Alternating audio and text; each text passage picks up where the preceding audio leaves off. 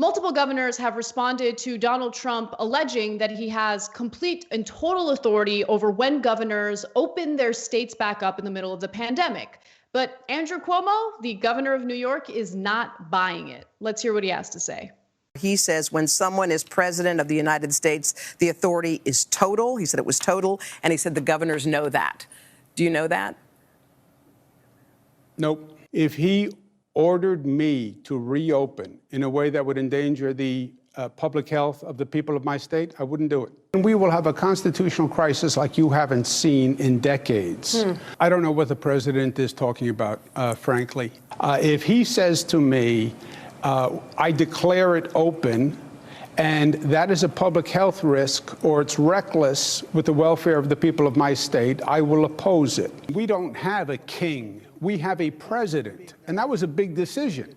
We ran away from having a king, and George Washington was president, not King Washington. So the president doesn't have total authority. We had this argument. It was done a long time ago. People by the name of Hamilton and Jefferson and Madison and Washington, and they concluded this. They wrote a document that's called the Constitution of the United States.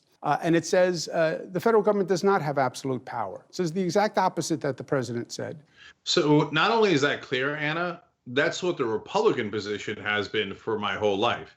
Now, mind you, they've always been hypocritical about it. They never meant it. And in Bush v. Gore, they said state rights don't matter at all. We just want to make Bush president.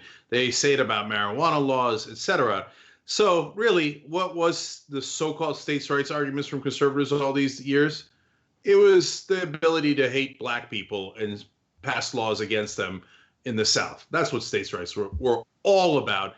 And now Donald Trump has shown once and for all how fraudulent that position was. And by the way, it's not just Trump. Every Republican supporter now of his, I don't mean every person on TV, the Napolitanos of the world on Fox News actually know what the law is and the Constitution. And he says, of course, that's outrageous and not remotely true. But all of Trump's MAGA heads will bow down and go, yes, the president has total authority. We never meant states' rights. We just hate black people. Okay, as long as we're clear. So Greg Abbott, who's the governor of Texas, is taking a slightly different approach. Now, he has refused to extend his stay-at-home order. It's set to expire on April 30th. But he actually gave a press conference following Donald Trump's little dictatorial press conference yesterday. Let's take a quick look at what Abbott had to say. This is not going to be a rush to the gates. Everybody is able to suddenly reopen all at once. We have to understand that we must reopen in a way in which we are able to stimulate the economy while at the very same time ensuring that we contain the spread of COVID-19. How much are you being guided by what's coming from the White House in terms of your own timetable, or is that really your own discretion? This is all done in collaboration. We maintain constant contact with the White House. So you'll know, over the weekend, I spoke with both the president and the vice president about these and other strategies. And so this is something where there's not something unusual or new to governors coming from the White House. This is something where the White House and the White House team has been communicating with governors for weeks now.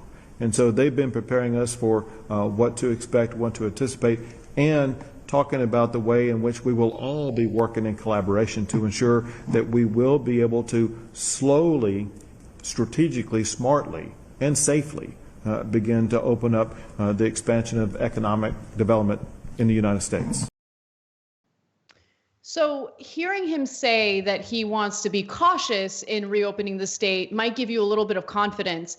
But keep in mind, according to various reports, Abbott has faced criticism for being slow to respond to the coronavirus crisis, just like Donald Trump. And if you can recall, the Lieutenant Governor, Dan Patrick, who's just as powerful in the state of Texas, suggested that senior citizens would be willing to die for the United States to, quote, get back to work.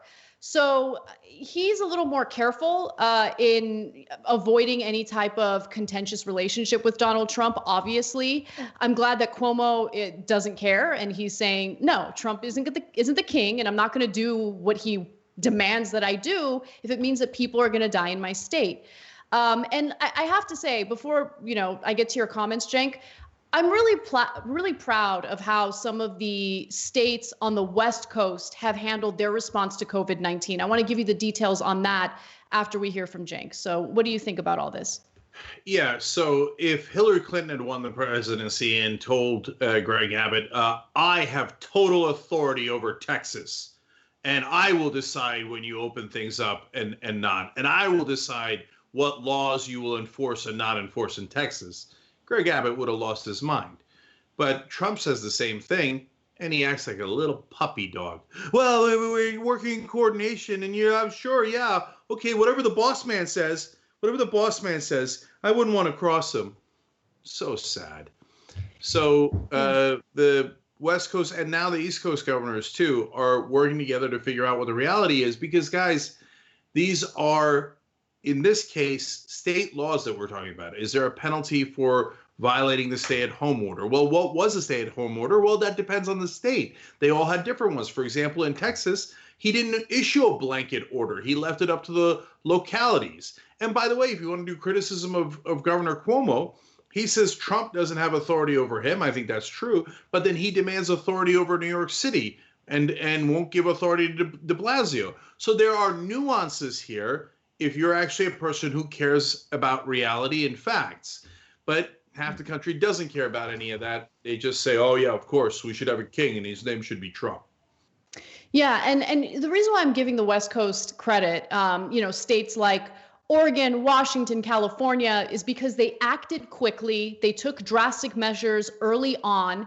And in California, we're noticing that the number of new coronavirus cases has begun to decline. And that's a good sign. But the state lawmakers are celebrating that very cautiously because, we want to make sure that this is a pattern that persists. But they're already starting to work with lawmakers in Oregon and Washington as a pact in order to coordinate their loosening of the social distancing guidelines. And I like seeing that. I like seeing drastic action when it's necessary to protect people.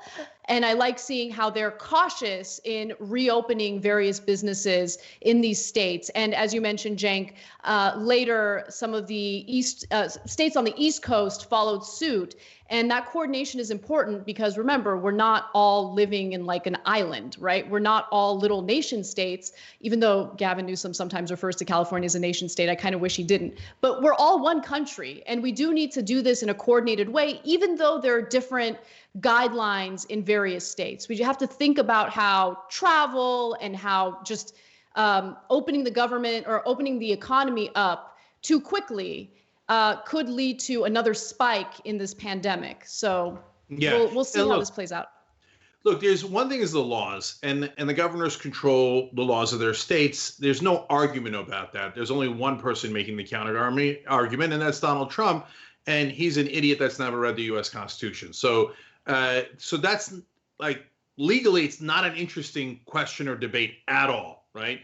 But there's also the force of the marketing and PR that Trump puts into anything. So when he says, go out there, all of his dumbass MAGA heads are going to go out there.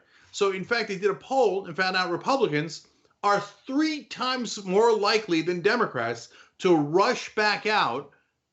All they're waiting is for the go-ahead from Donald Trump. The minute he says go, they're going to go out there and like rub their hands all over each other's faces and stick it up their noses and go, ha ha, who cares about coronavirus, baby? Ah, right? And so, I mean, the polling indicates they're 3 times more likely to do it, 3 times dumber.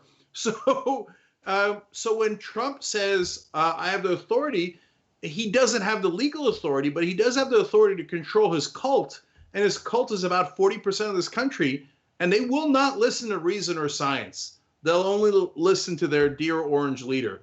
So, and if they start spreading the virus more, it's going to ricochet back to us, and then we're all going to have to go back home earlier and stay there longer and close the businesses longer. We all want the businesses back open and healthy. It affects all of us, including the Young Turks. That's part of the reason why we're doing tyt.com/go. We don't want businesses hurt, but these guys are too stupid to understand reason, and we got to live with them in this country. And so It does make you, daydream of a nation state called California or the West Coast, where we could actually be reasonable and maybe jettison these clowns in the rest of the country that are just opposed to facts and reason. Thanks for watching The Young Turks. Really appreciate it. Another way to show support is through YouTube memberships. You'll get to interact with us more. There's live chat emojis, badges. You've got emojis of me, Anna, John, JR. So those are super fun. But you also get playback of our exclusive member-only shows and specials right after they air. So all of that, all you gotta do is click that join button right underneath the video. Thank you.